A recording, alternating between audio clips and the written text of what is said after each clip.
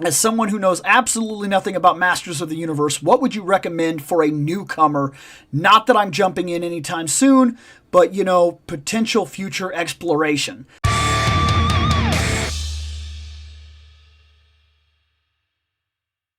Here's the thing. I think that Masters of the Universe is vaster than people give it credit for, and a lot of the people that are like big fans of Masters of the Universe, they pull it back and try to shove it in a box. Like, they want it to be like small and compacted, and I think that's a misfire on certain ways that people view the material. Where I started, I watched the Netflix series. It was 10 episodes. Now it's 15 episodes if you watch Revelation and Revolution. It's very much a fantasy tale where a hero falls and then they go on a journey. They discover themselves without the presence of a hero, bring that hero back into the fold, introduce certain mythologies, characters, and ideas for people that have been there forever and people that are just getting in, and then let it run wild on Revolution and just bring it home. I personally love that Netflix series. I do. I don't like the CGI He-Man. I tried. I got through 2 discs, and it was not hitting with me. And sometimes that's the way it is. Sometimes something doesn't speak to you. That show feels like MOTU Sentai. That's the best way I can explain it. They get power. There's like 5 of them. He uses that power. They all transform and get special suits and abilities and power armors. And it just doesn't, it's something about it feels off to me. And I don't love it. And I will admit to a mild form of bias that they took my favorite character and they changed her too dramatically. Way too dramatically. Because the Teela that they put in that series doesn't feel like Teela or even a rendition of Teela at all to me. Like, something feels very off about the way that they did it, and it just doesn't hit with me. The original series is rough for people that want something serious, that are trying to get into something serious. You have to be in the right state of mind. It's Batman 66. It's a thing of its time.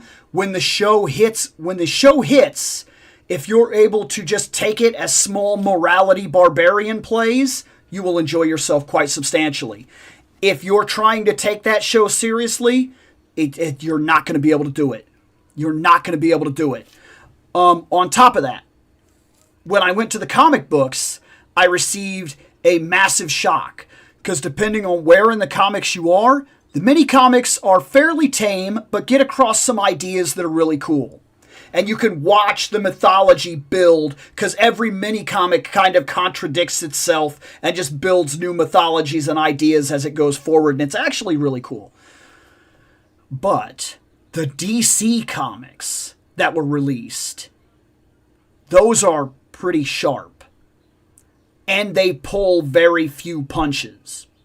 If you want an on-the-ground, I've never really done anything with He-Man and I don't really know much about it, but I do know stuff about DC, you might be able to ease yourself into it and get an idea if it's for you with the crossover comic. There is a crossover MOTU versus, it's basically Masters of the Universe versus Injustice. That's a good book. And it does justice to He-Man and all of his cast, as well as it does justice to the cast that are crossing over with. It feels like the Injustice universe, and it feels very well done. And he feels like he belongs there because the story's done very, very well. As for the 2000X, I know a lot of people, they're about that. That's their series. I have tried to watch it twice now. I can get through most of season 1, and then for whatever reason, I go watch something else. And I don't know what it is. I really don't. I can't lock down exactly what it is that's not meshing with me very well, because I see concepts in it and I go, I like this a lot. And then I get about 6 episodes in and I'm like, I'm gonna go watch something else. I don't know if it's at the very beginning of episodic television trying to tell long stories, so it's like there, but it's not refined yet, so I see like maybe it's too episodic and it feels like something's missing. I don't know what it is. I can't seem to sit down and watch it through, and I don't know why. And with me, that is kind of surprising, because I have read every comic book. Every one. I bought the omnibus, and then I bought every single comic to the side of the omnibus, every collection I needed to read everything.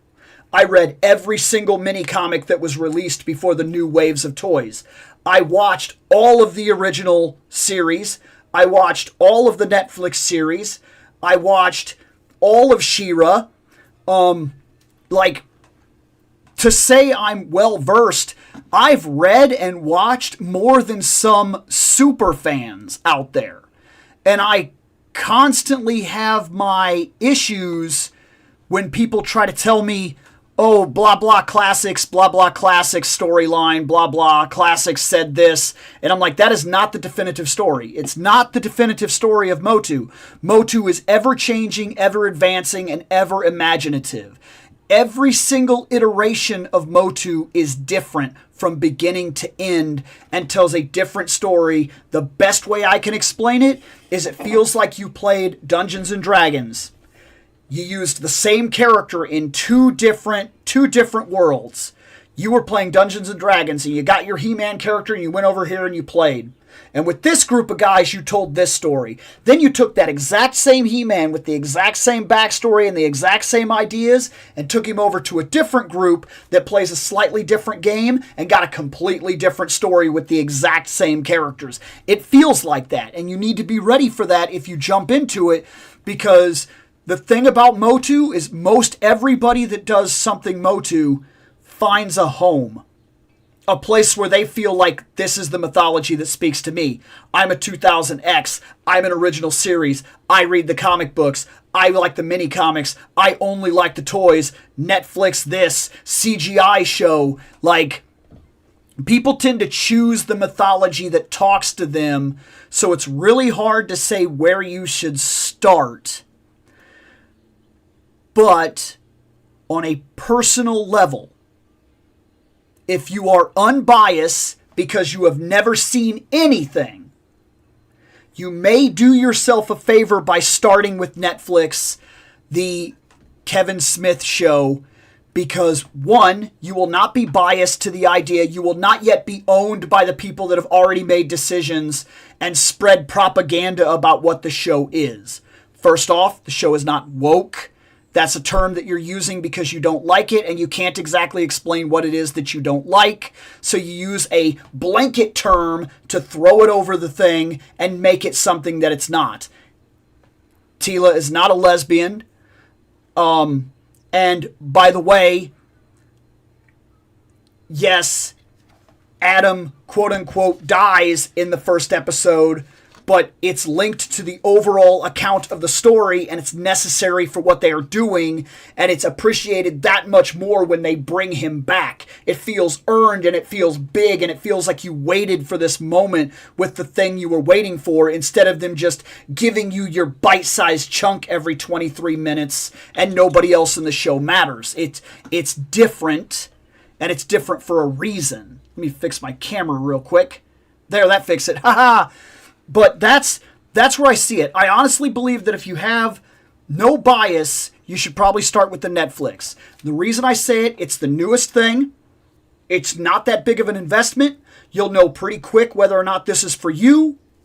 It's only 5 episodes, 5 episodes, 5 episodes. You got 5 hours, you got 1 weekend, you break out, you'll be done. You'll know whether or not you liked it.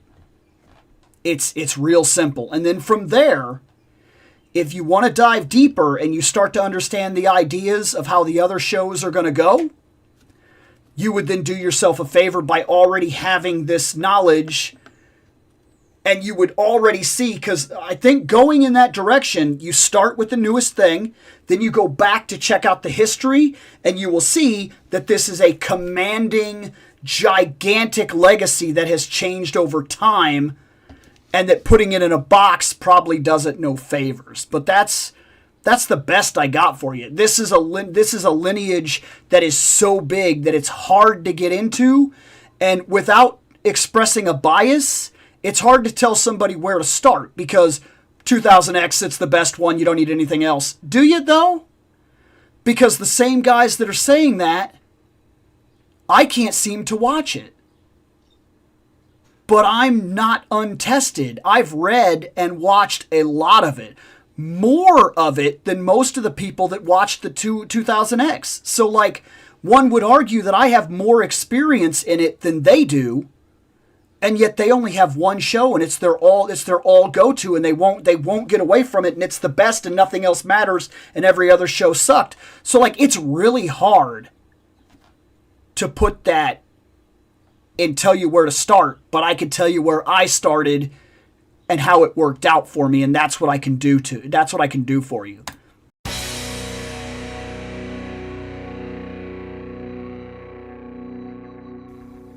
I have spoken. Take what you will from it.